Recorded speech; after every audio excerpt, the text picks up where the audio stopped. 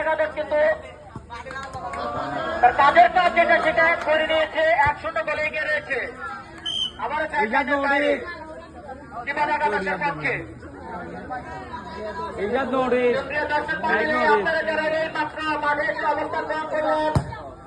তাদের ক্যাসাতে জানিয়ে দিচ্ছি সিপাদ একাদশ 1-0 বলে এগিয়ে রয়েছে। অতিরিক্ত একটা সময়ে তারা গোল করতে পারছিল না।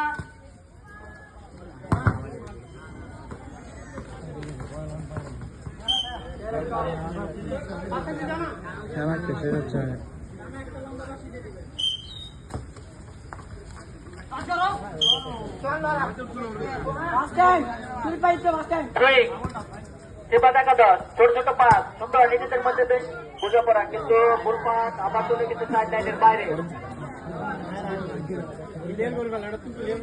গোল কিক জুয়েল একাদশের পক্ষে। অবতরটি হল সিপাত একাদশ। এখানে লেবু টিম জুয়েল একাদশ এবং সিপাত একাদশ করতেছি, যাতে আপনারা বুঝতে পারেন। বল চলে গেল সাইড লাইনের বাইরে। সুইং জুয়েল একাদশের পক্ষে। রেফারি হিসেবে দায়িত্ব পালন করছেন